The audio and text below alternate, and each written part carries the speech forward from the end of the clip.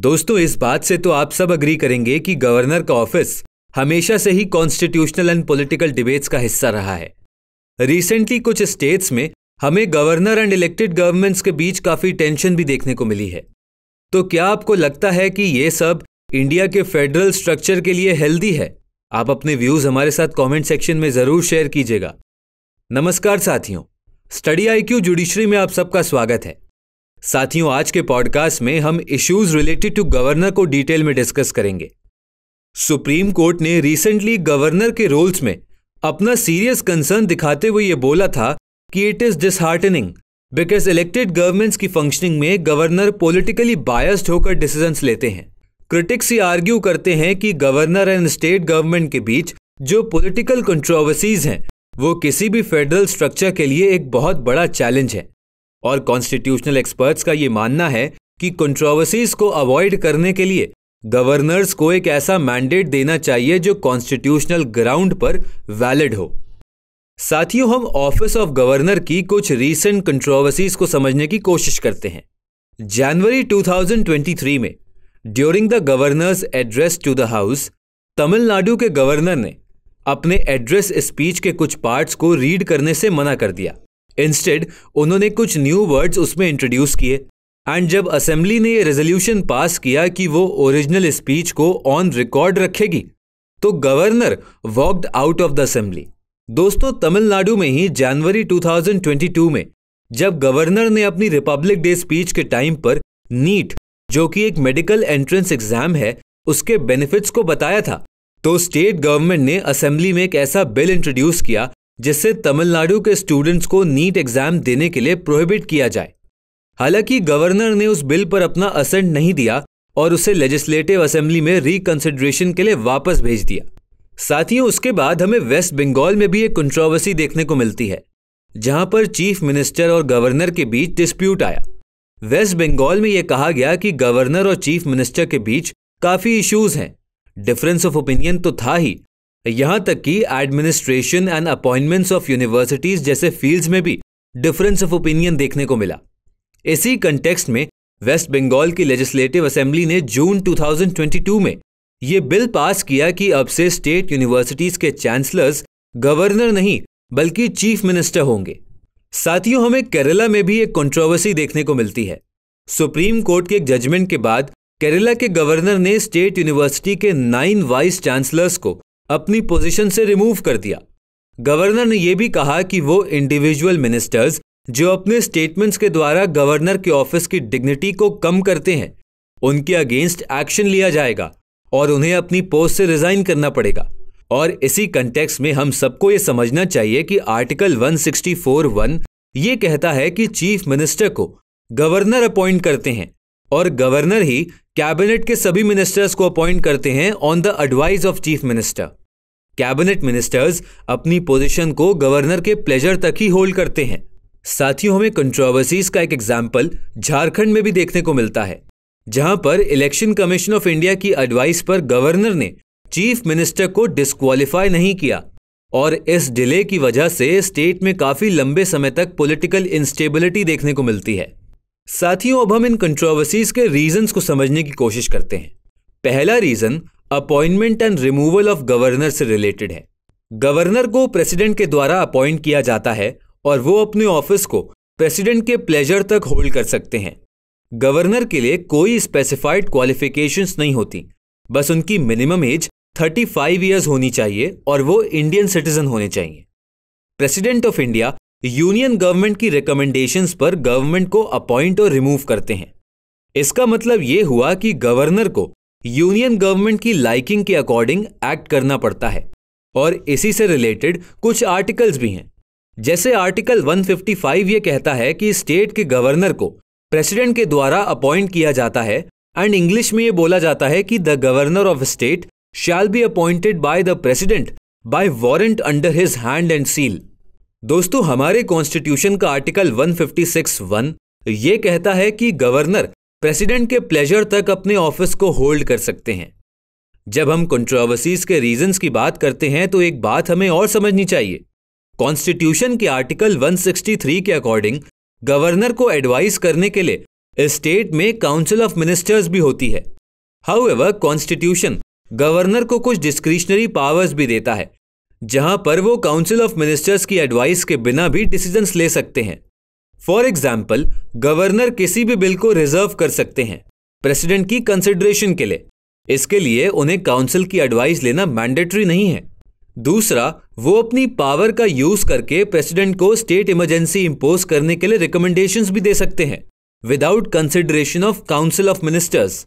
जब किसी भी पॉलिटिकल पार्टी के पास क्लियर मेजॉरिटी नहीं होती तो गवर्नर अपने डिस्क्रिशन से किसी भी इंडिविजुअल को चीफ मिनिस्टर के तौर पर अपॉइंट कर सकते हैं। साथियों, गवर्नर काउंसिल ऑफ मिनिस्टर्स को डिसमिस भी कर सकते हैं अगर वो स्टेट लेजिस्लेटिव असेंबली में कॉन्फिडेंस ना प्रूव कर सके। इन सभी डिस्क्रिशनरी पावर्स की वजह से गवर्नर और स्टेट गवर्नमेंट के बीच डिफरेंसेस देखने को मिलते हैं। साथियों, इन कंट्रोवर्सीज के कुछ पॉलिटिकल रीजंस भी होते हैं, जैसे गवर्नर और चीफ मिनिस्टर्स के बीच में कॉन्फ्लिक्ट उन स्टेट्स में ज्यादा कॉमन है जहां पर पॉलिटिकल पार्टीज यूनियन और स्टेट लेवल पर डिफरेंट होती हैं। फॉर एग्जाम्पल, वेस्ट बंगाल में डिफरेंट पॉलिटिकल पार्टी है और सेंट्रल गवर्नमेंट में एक डिफरेंट पॉलिटिकल पार्टी रूल कर रही है। ऐसे ही झारखंड में भी एक डिफरेंट पॉलिटिकल पार्टी है, केरला में भी एक डिफरेंट पॉलिटिकल पार्टी है, तमिलनाडु में भी एक डिफरेंट पॉलिटिकल पार्टी है। साथियों, इन स्टेट्स में गवर्नर एंड स्टेट गवर्नमेंट के बीच में ज्यादा डिस्प्यूट्स देखने को मिलते हैं। इसका मतलब पॉलिटिकल डिफरेंसेस भी कॉन्फ्लिक्ट का रीजन बन सकते हैं। साथियों, इश्यूज ऑफ गवर्नर से रिलेटेड अब हम सुप्रीम कोर्ट के कुछ इंपॉर्टेंट जजमेंट्स को समझते हैं। Shamsher Singh versus state of Punjab 1974 में सुप्रीम कोर्ट ने यह कहा कि गवर्नर स्टेट के काउंसिल ऑफ मिनिस्टर्स की एडवाइस के अकॉर्डिंग एक्ट करने के लिए बाध्य होते हैं। काउंसिल ऑफ मिनिस्टर्स को स्टेट के चीफ मिनिस्टर हेड करते हैं। आर्टिकल 154(1) ये सिग्निफाई करता है कि किसी भी स्टेट की एग्जीक्यूटिव पावर स्टेट के गवर्नर के पास होती है, लेकिन उस पावर को वो कॉन्स्टिट्यूशनल प्रोविजंस के अकॉर्डेंस में एक्सरसाइज कर सकते हैं। फिर सुप्रीम कोर्ट ने 1994 में आर्टिकल 356 के यूज पर अपना कंसर्न दिखाया।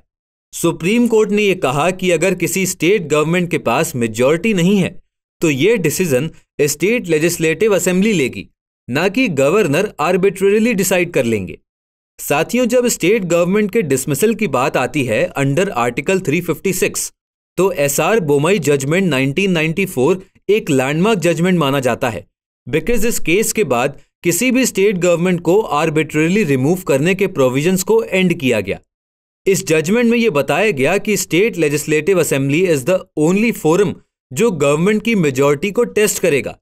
गवर्नर की ओपिनियन गवर्नमेंट की मेजॉरिटी को टेस्ट करने के लिए मैंडेटरी नहीं है। दोस्तों, Rameshwar Prasad versus union of India 2006 में सुप्रीम कोर्ट ने गवर्नर के स्टेट लेजिस्लेटिव असेंबली को डिसॉल्व करने के डिसीजन को अनकॉन्स्टिट्यूशनल बताया।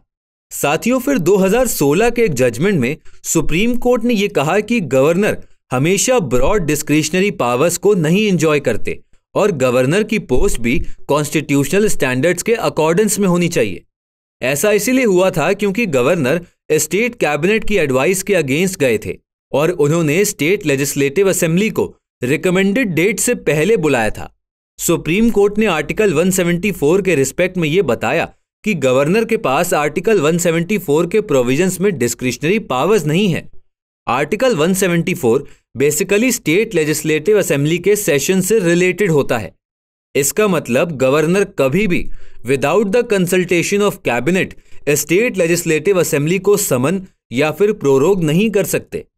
साथियों, गवर्नर की रोल्स एंड रिस्पॉन्सिबिलिटीज से रिलेटेड अब हम कुछ इंपॉर्टेंट रिकमेंडेशंस को समझते हैं। द एडमिनिस्ट्रेटिव रिफॉर्म्स कमीशन 1969 ने रिकमेंड किया कि उन इंडिविजुअल्स को गवर्नर की पोस्ट पर अपॉइंट करना चाहिए जिनके पास पब्लिक लाइफ एंड एडमिनिस्ट्रेशन में काफी एक्सपीरियंस हो। साथियों, सरकारिया कमीशन ने 1988 में गवर्नर के अपॉइंटमेंट के रिस्पेक्ट में कुछ रिकमेंडेशंस दिए। पहली रिकमेंडेशन ये थी कि गवर्नर को चीफ मिनिस्टर के कंसल्टेशंस के बाद अपॉइंट किया जाना चाहिए। दूसरा, गवर्नर उस पर्टिकुलर स्टेट का इंडिविजुअल नहीं होना चाहिए। तीसरी रिकमेंडेशन ये थी कि उस इंडिविजुअल का पॉलिटिक्स से इंटेंस रिलेशन नहीं होना चाहिए और रीसेंट पास में वो किसी पॉलिटिकल पार्टी का एक्टिव मेंबर ना रहा हो। अगली रिकमेंडेशन ये थी कि जो इंडिविजुअल गवर्नर की पोस्ट पर अपॉइंट किया जाएगा वो रूलिंग पार्टी का मेंबर नहीं होना चाहिए।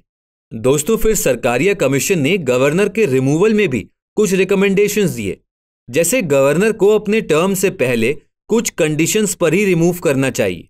वो कंडीशंस हैं मोरालिटी, डिग्निटी या फिर कॉन्स्टिट्यूशनल प्रोविजंस के अगेंस्ट परफॉर्म करने के लिए भी गवर्नर को अपने टर्म से पहले रिमूव किया जा सकता है।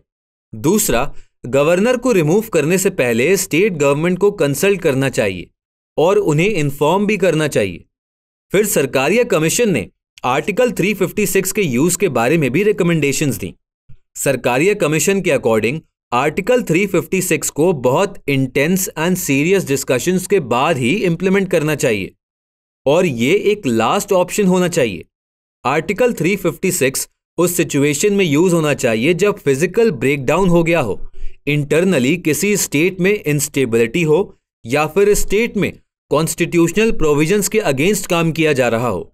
साथियों, national commission to review the working of the constitution यानी NCRWC ने ये रिकमेंड किया कि गवर्नर को एक कमेटी के द्वारा अपॉइंट किया जाना चाहिए और उस कमेटी के मेंबर्स फॉलोइंग ऑफिस बियरर्स को होना चाहिए: prime minister, home minister, speaker of Lok Sabha and chief minister of that concerned state. दोस्तों, the second administrative reforms commission यानी ARC ने यह बताया कि इंटर स्टेट काउंसिल को गवर्नर्स के लिए कुछ गाइडलाइंस रिलीज करनी चाहिए ताकि स्टेट के गवर्नर उन गाइडलाइंस को फॉलो करें और अपनी डिस्क्रिशनरी पावर्स को ना यूज करें। दोस्तों, पुंछी कमीशन ने यह रिकमेंड किया था कि गवर्नर के लिए भी एक इम्पीचमेंट का प्रोसीजर होना चाहिए जो स्टेट लेजिस्लेचर इनिशिएट कर सकती है। एक और रिकमेंडेशन जो पुंछी कमीशन ने दी थी वो ये थी कि गवर्नर के अपॉइंटमेंट में ऑफिशियल तरीके से स्टेट के चीफ मिनिस्टर का भी रोल होना चाहिए। पुंछी कमीशन ने आर्टिकल 356 के यूज पर भी कुछ रिकमेंडेशंस दिए थे, जैसे कि आर्टिकल 355 एंड आर्टिकल 356 को प्रेजेंट सिनेरियो की रिक्वायरमेंट्स को समझते हुए अमेंड किया जाना चाहिए। दोस्तों, गवर्नर की फंक्शनिंग के रिस्पेक्ट में बहुत सारी कमीशंस ने कुछ प्रैक्टिकल रिकमेंडेशंस दिए। इन रिकमेंडेशंस को अप्रोप्रिएट मैनर में इंप्लीमेंट करना चाहिए ताकि पॉलिटिकल कंट्रोवर्सी से बचा जा सके। पुंछी कमीशन और सरकारिया कमीशन ने यह रिकमेंड किया कि गवर्नर को उन रिस्पॉन्सिबिलिटीज एंड पावर से बर्डन नहीं करना चाहिए जो उनके कॉन्स्टिट्यूशनल डोमेन के बाहर हो, ताकि कंट्रोवर्सीज को कम किया जाए। हमें यह भी समझना होगा कि सेंटर में जो पॉलिटिकल पार्टी पावर में है, गवर्नर को उसके एजेंट के तौर पर नहीं काम करना चाहिए। गवर्नर को स्टेट और यूनियन गवर्नमेंट के बीच एक लिंक के तौर पर परफॉर्म करना चाहिए। गवर्नर की फंक्शनिंग के रेस्पेक्ट में एक कोड ऑफ कंडक्ट भी डिफाइन किया जा सकता है और इसी कोड ऑफ कंडक्ट के अकॉर्डिंग गवर्नर को डिसीजन लेना चाहिए। ये कोड ऑफ कंडक्ट कुछ ऐसे प्रिंसिपल्स पर बेस्ड होना चाहिए जो कॉन्स्टिट्यूशन के बेसिक फीचर्स को अपहोल्ड करे। साथियों, रिसेंटली जो भी कंट्रोवर्सीज हमें देखने को मिली वो गवर्नर जैसे कॉन्स्टिट्यूशनल ऑफिस की स्पिरिट एंड डिग्निटी को हार्म करता है। इसीलिए चाहे सेंट्रल गवर्नमेंट हो या फिर स्टेट गवर्नमेंट हो, दोनों को इन कंट्रोवर्सीज को अवॉइड करने के लिए एफर्ट्स करने चाहिए। Union government and state government को म्यूचुअल कोऑर्डिनेशन के साथ सुप्रीम कोर्ट के जजमेंट्स एंड कॉन्स्टिट्यूशन की स्पिरिट के अकॉर्डेंस में ही परफॉर्म करना चाहिए और याद रखना चाहिए कि यूनियन और स्टेट को मिलकर इस कंट्री की सॉवरेनिटी, इंटेग्रिटी को मेंटेन करना है। गवर्नर्स को यह भी समझना होगा कि वो पॉलिटिकल एजेंट्स नहीं हैं, बल्कि कॉन्स्टिट्यूशन ने उन्हें union government and state government में एक लिंक के तौर पर एक्ट करने के लिए एम्पावर किया है। तो साथियों, आज के पॉडकास्ट में बस इतना ही। अगले एपिसोड में एक और कॉम्प्लेक्स टॉपिक को हम आपके लिए सिंपल वर्ड्स में ब्रेक करेंगे। तब तक आप सब स्टडी IQ जुडिशरी के साथ बने रहिए and keep studying. Thank you.